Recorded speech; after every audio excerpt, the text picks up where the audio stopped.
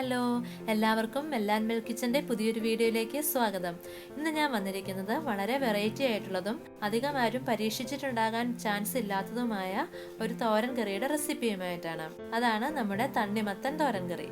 അപ്പോൾ നമുക്ക് എങ്ങനെയാണ് ഈ തോരൻ കറി തയ്യാറാക്കുന്നതെന്ന് നോക്കാം. അതിനു മുമ്പായി നമ്മുടെ ഈ ചാനൽ ആദ്യമായിട്ടാണ് കാണുന്നതെങ്കിൽ സബ്സ്ക്രൈബ് ചെയ്തേക്കുക. കൂടാതെ തൊട്ടടുത്തുള്ള ബെൽ ബട്ടൺ കൂടി ഒന്ന് പ്രസ് ചെയ്തേക്കുക. എന്നിട്ട് അത് ഓൾ എന്നുകൂടി ആക്കിയിട്ടേക്കുക. അപ്പോൾ നമ്മളിടുന്ന എല്ലാ വീഡിയോയുടെയും നോട്ടിഫിക്കേഷൻ നിങ്ങൾക്ക് അപ്പോൾ കിട്ടുന്നതാണ്. അപ്പോൾ അതിനുവേണ്ടി ഞാനിവിടെ കുറച്ച് തണ്ണിമത്തൻ്റെ പീസ് എടുത്തിട്ടുണ്ട്.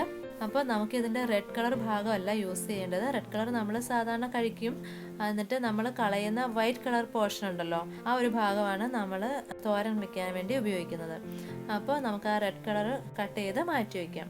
അതായത് കണ്ടോ, നമ്മൾ റെഡ് കളറ് നമ്മൾ എടുത്തിരിക്കുന്ന പീസിൽ നിന്ന് കട്ട് ചെയ്ത് മാറ്റുകയാണ്. ഈ മാറ്റുന്നത് റെഡ് കളർ നമുക്ക് ചുമ്മാ കഴിക്കാം, അല്ലെങ്കിൽ ജ്യൂസ് അടിച്ച് കഴിക്കാം, അല്ലെങ്കിൽ പായസം വെക്കാം. പായസം വെക്കാൻ എല്ലാവർക്കും അറിയാമെന്ന് ഞാൻ വിശ്വസിക്കുന്നു. ഇനി ആർക്കെങ്കിലും തണ്ണിമത്തൻ പായസത്തിൻ്റെ റെസിപ്പി ആവശ്യമുണ്ടെന്നുണ്ടെങ്കിൽ കമൻറ്റ് ചെയ്യുക, ഞാൻ അതിൻ്റെ റെസിപ്പി ഇടുന്നതായിരിക്കും.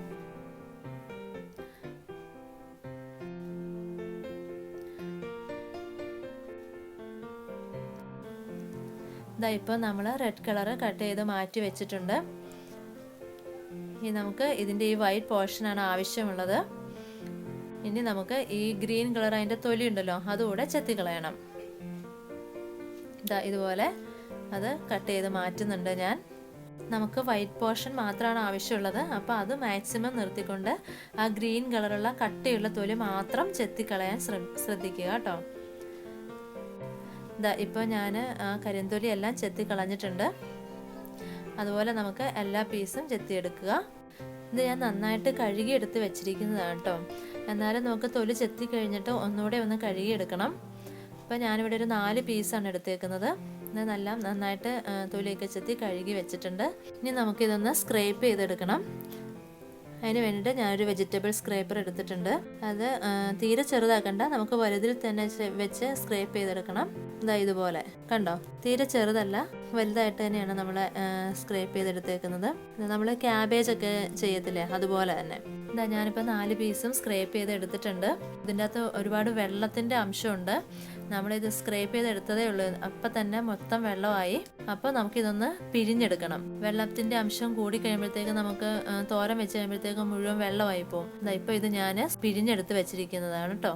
പിന്നെ നമ്മൾ പിഴിയുക എന്ന് പറയുമ്പോൾ ഒരുപാട് പിഴിഞ്ഞെടുക്കണ്ട, ജസ്റ്റ് ഒന്ന് പിഴിഞ്ഞെടുക്കുക, അത്രയും മതി കേട്ടോ. ഇനി നമുക്ക് ഇത് എങ്ങനെയാണ് റെഡിയാക്കുന്നതെന്ന് നോക്കാം. അതിനുവേണ്ടി ഞാനൊരു മൺചട്ടി അടുപ്പിൽ വെച്ചിട്ടുണ്ട്. അതിലേക്ക് എണ്ണ ഒഴിച്ചു കൊടുക്കുക. ഞാൻ വെളിച്ചെണ്ണയാണ് കേട്ടോ യൂസ് ചെയ്യുന്നത്. എണ്ണ ചൂടായിട്ടുണ്ട്. ഇനി നമുക്ക് അതിലേക്ക് കടുക് ഇട്ട് കൊടുക്കാം. കടുക് ഇനിയൊന്ന് പൊട്ടി വരട്ടെ. കടുക് പൊട്ടുമ്പോഴത്തേക്കും നമുക്ക് അതിലേക്ക് 2 സവോള അരിഞ്ഞ് വെച്ചിട്ടുണ്ട്, അതിട്ട് കൊടുക്കുക. ചെറുതായിട്ട് അരിയണം കേട്ടോ സവോള ഇട്ട് കൊടുത്തു. നമുക്കതൊന്ന് ഇളക്കി കൊടുക്കുക.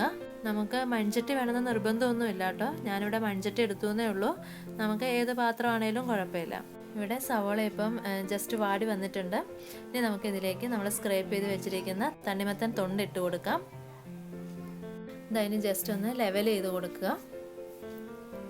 ഇനി ഇതിലേക്ക് നമുക്ക് ഒരു ചെറിയ കഷ്ണം ഇഞ്ചി ചെറുതായിട്ട് അരിഞ്ഞത് ഇട്ട് കൊടുക്കുക. ഇനി ഇതിലേക്ക് 1/2 ടീസ്പൂൺ ജീരകം ഇട്ട് കൊടുക്കുക.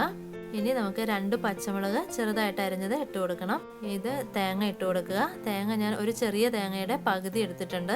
തേങ്ങ ഒന്ന് ലെവൽ ചെയ്ത് കൊടുക്കുക. പിന്നെ ഞാൻ പറഞ്ഞെങ്കിലും മുളക് അല്പം വലുപ്പത്തിലാണ് ഇട്ടേക്കുന്നത്, പിള്ളേർ കടിക്കാതിരിക്കാൻ വേണ്ടിയിട്ട്. അപ്പോൾ നമ്മൾ തേങ്ങ ഒന്ന് ലെവലാക്കി കൊടുക്കുക. അതിനുശേഷം അല്പം മഞ്ഞൾപ്പൊടി ഇട്ട് കൊടുക്കുക. നമ്മൾ അതിലേക്ക് ഉപ്പിട്ട് കൊടുക്കുക. ആവശ്യത്തിന് ഉപ്പിട്ടോളൂ കേട്ടോ. പിന്നെ അതിലേക്ക് നമ്മൾ കറിവേപ്പില ഇട്ട് കൊടുക്കുക.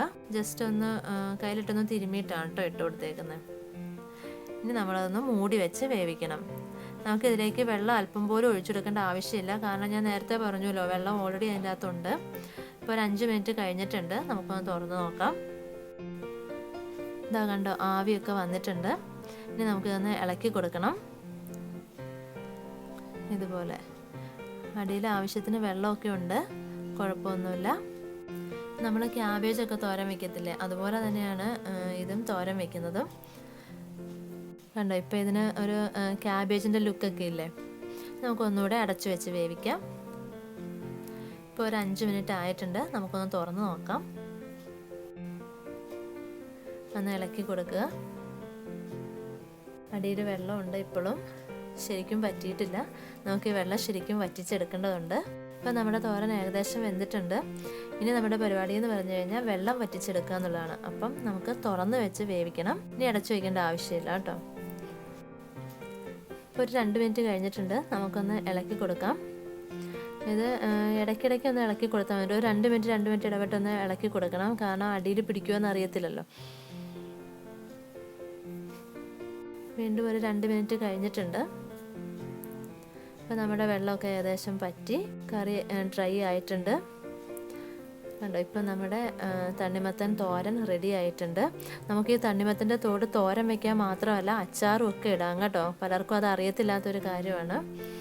അപ്പോൾ ഇത് കണ്ടോ, നമ്മുടെ തണ്ണിമത്തൻ തോരൻ സൂപ്പർ കിഡുമായിട്ടുള്ള തണ്ണിമത്തൻ തോരൻ റെഡി ആയിട്ടുണ്ട്. നമ്മൾ വെറുതെ കളയുന്ന തൊണ്ടല്ലേ. അപ്പോൾ എല്ലാവരും ട്രൈ ചെയ്ത് നോക്കുക. നിങ്ങളുടെ അഭിപ്രായങ്ങൾ കമൻറ്റായി ഞങ്ങളെ അറിയിക്കുക. വീഡിയോ ഇഷ്ടമായ ലൈക്ക് ചെയ്യുക, ഷെയർ ചെയ്യുക. അപ്പോൾ നമുക്ക് അടുത്തൊരു വീഡിയോയിലൂടെ വീണ്ടും കാണാം. Okay, bye. Thanks for watching.